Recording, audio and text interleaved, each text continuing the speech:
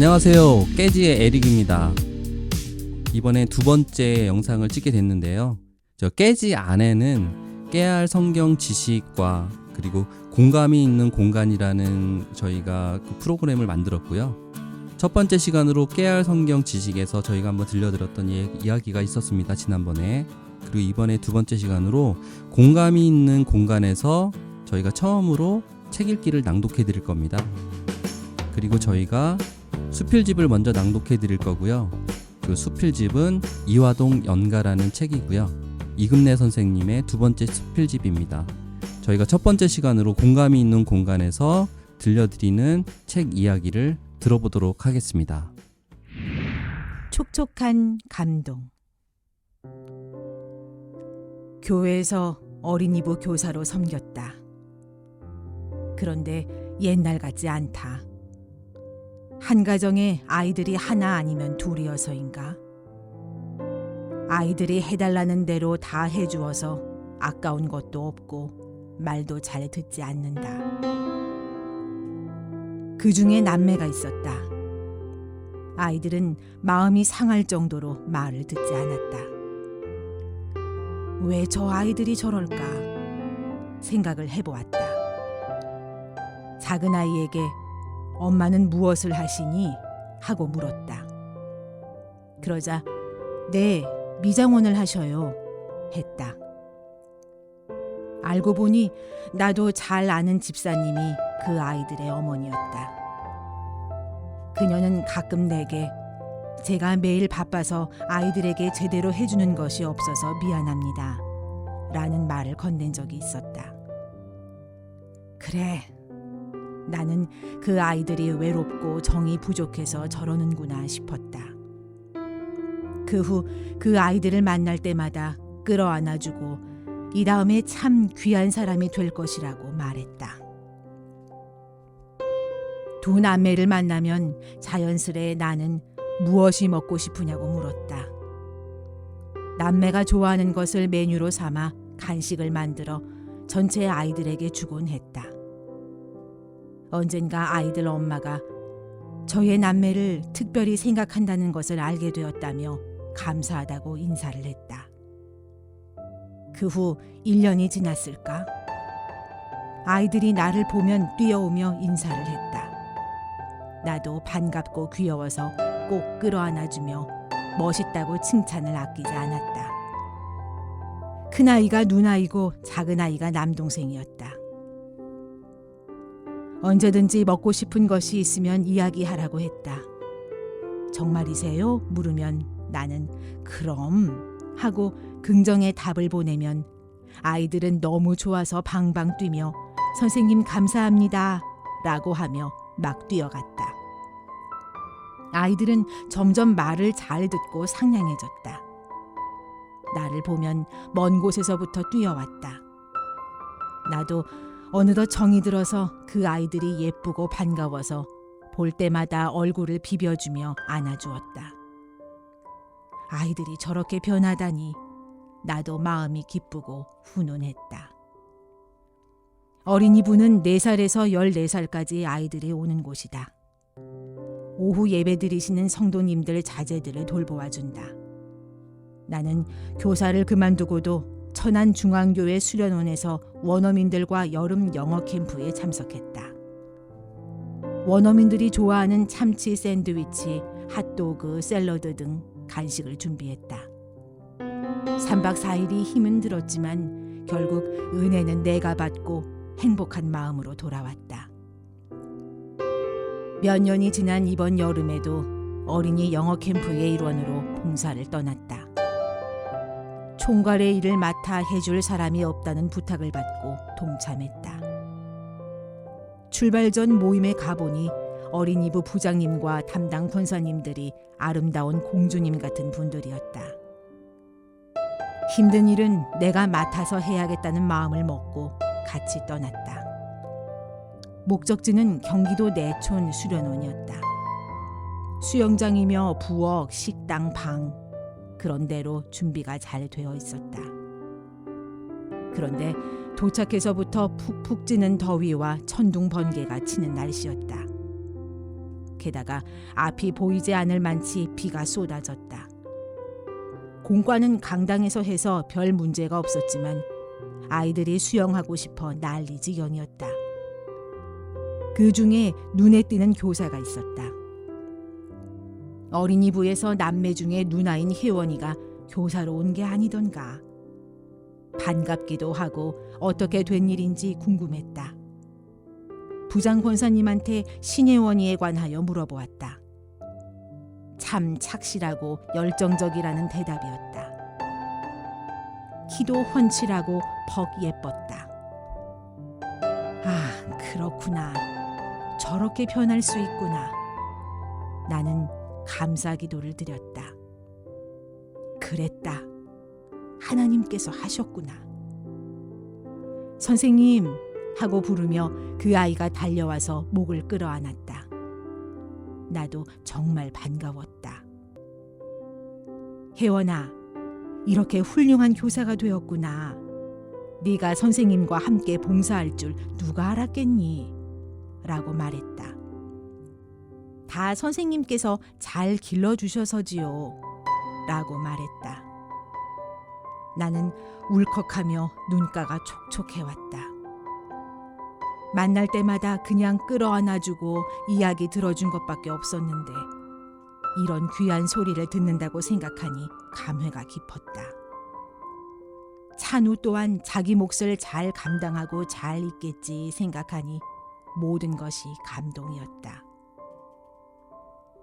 아이들을 생각하면 마냥 행복하다. 이것이 교사들의 사명과 보람이 아닐는지. 네, 잘 들었습니다. 이 책을 먼저 읽으셨는데 읽으면서 어떤 느낌이었는지를 간략하게 짧게 좀 설명을 해주실 수 있어요? 네, 전 이 글을 읽으면서 정말 많이 공감을 했거든요. 네. 왜냐하면 제가 이제 학부 때 유아교육 전공하고 또 유치원 교사로서도 오래 일을 했고 또 주일학교에서도 그 교사를 오랫동안 했고 또 지금도 맡아서 또 일을 하고 있기 때문에 굉장히 많이 공감이 된 글이었습니다. 어떤 게 공감이 되셨다는 거죠?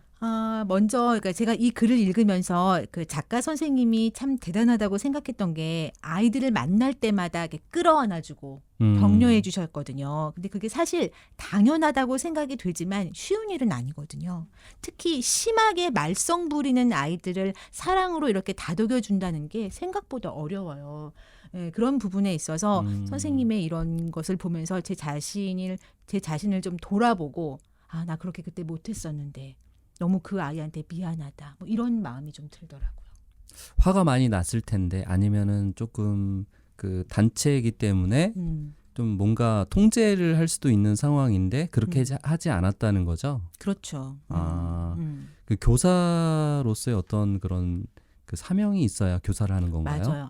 아무나 못하는 것 같아요. 네, 정말 사명감이 굉장히 중요한 것 같은데 저 하나 기억나는 게 하나 짧게 얘기를 하면 잊지 못할 기억나는 네네. 일이 있는데 제가 7세 반 아이 맡았을 때 정말 말도 못하게 말썽 부리는 남자아이가 2명이 있었어요. 막 혼내고 화내고 뭐 한계가 와가지고 어느 날 걔네들을 불렀어요. 너무 심한 장난으로 이제 불렀는데 부르자마자 제가 걔네 앞에서 그냥 울어버렸어요. 펑펑 울었어요. 그냥 아무 얘기도 하지도 않고 막 울었어요. 그랬더니 너무 많이 제가 울어서 아이들이 충격을 받은 것 같아요. 막 어리벙벙해가지고 거기 몸둘 바를 몰라 하더라고요. 그러면서 죄송하다고. 그때부터 그 충격 요법이 이제 통했나 봐요. 그래서 그때부터 강도가 그 충격받은 그러니까 그 충격으로 인한 그 강도가 너무 심해서 그랬는지 아이들의 그 말썽이 급격하게 줄어들고 또 심부름도 잘하게 되는 그런 계기가 됐는데 너무 아쉬웠던 게 뭐냐면 작가님처럼 이렇게 따뜻하게 안아주고 좀 더 격려해 줬어야 되는데 그러지 못했던 게 너무 후회가 되고 미안하다는 마음을 갖게 됐어요. 그런 아이들에 대한 어떤 대하는 자세, 마음의 어떤 그런 것들을 잘 컨트롤할 수 있는 사람이 교사여야 맞아요. 그 아이들에게도 뭔가 영향력을 끼칠 수가 있겠네요. 네. 저는 다르게 한번 생각해 본 게 있는데요. 예전에 저는 어땠나라는 걸 생각을 해봤거든요. 그러니까 저희가 학교를 다닐 때의 그 학생들의 숫자, 그다음에 지금의 학생들의 숫자는 음. 굉장히 많은 차이가 있어요. 이 생각을 왜 했냐면 저희들은 한 학교에 한 반에 학생 수가 많으면은 뭐 30명, 50명 이렇게 있었기 때문에 나를 드러내는 거를 잘 할 수가 없었어요. 그리고 뭔가 튄다라는 것도 통제가 단체적으로 움직이기 때문에 통제가 됐거든요. 그래서 이런 행동을 하는 어떤 아이나 그런 상황이 됐다면은 바로 제재가 들어갔지 이런 식으로 어떤 아이를 이렇게 돌봐주거나 뭐 안아주거나 이런 것들이 굉장히 좀 어떻게 보면 좀 예외적인 상황이고 되게 특이한 상황이라고 보여집니다. 예, 그리고 그런 행동을 하는 아이들이 뭐 특별히 잘못했고 부모의 어떤 영향을 받았고 저는 이런 거는 아니라고 생각하거든요. 그 환경이나 그 아이가 자기를 드러내거나 알리고 싶어하는 어떤 그런 것들도 있지 않을까. 그래서 가정이나 아니면 엄마와의 그런 관계에서 그런 거를 잘 못해서 그렇다기보다는 이런 모임이나 교회에서 자기를 좀 더 보여줄 수 있는 그런 상황이나 그런 것들을 만들어주고 선생님들이 그런 걸 잘 만들어주면은 좀 더 좋지 않을까. 저는 개인적으로 이렇게 생각을 좀 해봤습니다. K님은 어떤 생각을 좀 해보셨나요? 그런 생각을 했어요. 그러니까 엄마가 바쁘시니까 아이들이 엄마의 사랑을 받기가 어렵잖아요. 네, 사실 그쵸. 미용실이 예, 예. 아침에 네. 나가서 보통 8시, 9시, 예전에는 9시까지 하고 그랬었기 때문에 엄마가 집에 오면 사실 뭐 집안 살림 잠깐 하고 잠자기 바빴을 맞아요. 테니까 맞습니다. 아이들에게 어떤 감정을 돌볼 수 있는 여력이 없었을 거예요. 그런데 선생님이 그 역할을 해주신 거죠. 그래서 네, 한 사람만 있으면 그 사람의 인생이 달라진다고 선생님이 스킨십 해주고 먹고 싶은 거 해주고 이것이 엄마의 역할을 대체해 준 저도 거잖아요. 굉장히 공감되는 게 음. 부모와 만나는 시간은 저녁에 기껏해야 한 2-3시간 정도밖에 안 돼요. 짧아요. 맞아요. 그 대부분의 나머지 시간은 친구이거나 다른 사람들과의 어떤 관계 속에서 살아가는데 그런 것들을 만약에 충족하지 못했거나 이랬을 경우에는 K님이 말씀하신 것처럼 그런 상황이 올 수도 있어요. 그리고 그런 것들을 좀 잘 보듬어 줄 수 있는 그런 것들을 교회에서도 이렇게 해줄 수 있다라는 게 저는 굉장히 다행이라고 생각해요. 저 같은 경우에만 봐도 학교에서는 굉장히 조용했는데 교회에서는 말괄량이처럼 되게 행동했던 기억이 있거든요. 그거는 믿는 거잖아요. 교회 선생님들을 믿고 맞아요. 맞아요. 나를 네. 받아줄 거라는 걸 맞습니다. 믿으니까 그래서 편하게 그 생각하고. 역할을 또 교실에서 유치원에서 선생님으로서 이 아이들을 대하는 거하고 교회에서 또 아이들을 대하는 거하고는 또 완전히 다르잖아요. 좀 다른 부분이 있어요. 하루 종일 맞아요. 아이들과 있는 거하고 맞아요. 교회에서는 잠깐 있는 거니까 맞아요. 충분히 내가 조금만 신경을 쓰면 더 사랑해 줄 수 있고 그러니까 그 역할이 참 큰 것 같아요. 그래서 제가 아는 분 중에도 교회를 다니진 않아요. 하나님을 믿지 않는데 아이들은 교회를 보내세요. 그것은 아이들이 교회에서 컸으면 좋겠다라는 그분의 바람이 있어요. 네. 그래서 종래에는 그분도 이제는 예수님을 믿게 되긴 했어요. 그 아이들이 크고 나서. 네. 저는 그래서 주변에 이제 하나님 믿지 않아도 아이들 있잖아요. 교회에서 키워라. 아마 다를 거다. 이렇게 얘기를 해주거든요. 옛날 교사했을 때도 생각나고 지금 글을 그쵸. 듣다 보니까 맞아요. 저 두 번째로 좀 생각해봤던 게 뭐냐면 교회 수련회와 그 일반 학교에서 가는 수학여행을 좀 생각을 해봤어요. 수련회 교회에서 가는 수련회는 어떤 느낌이고 학교에서 가는 수학여행은 어떤 느낌일까?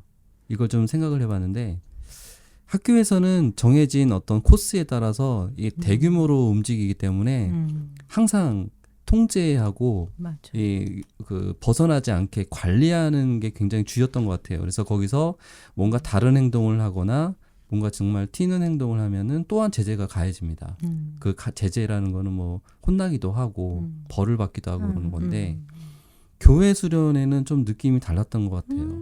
네. 훨씬 자유롭고. 예, 자유롭고 그리고 나에 대해서도 좀 생각을 해보고 그리고 내 주변에 있는 것들도 한번 생각을 해볼 수 있는 그런 기회였던 것 같아요. 그리고 워낙 교회는 선생님당 맡고 있는 학생 수가 좀 작지 않았나. 적으니까. 예, 그래서 선생님이 좀 관심 있게 더 보고 그 아이에 대해서 올바르게 좀 갈 수 있는 어떤 케어할 수 있는 그런 역할도 좀 해줄 수 있는 좋은 기회이지 않나. 그래서 아이와 교사가 좀 더 알아갈 수 있는 그런 시간들이 교회 수련회에서는 더 있기 때문에 맞아요. K님이 말씀하신 것처럼 내가 교회를 다니지는 않더라도 나의 아이는 교회에 가서 거기 안에서 어떤 관계를 맺는다면 저희 아이가 좀 더 좋은 환경에서 좀 성장할 수 있는 그런 기회를 갖지 않을까.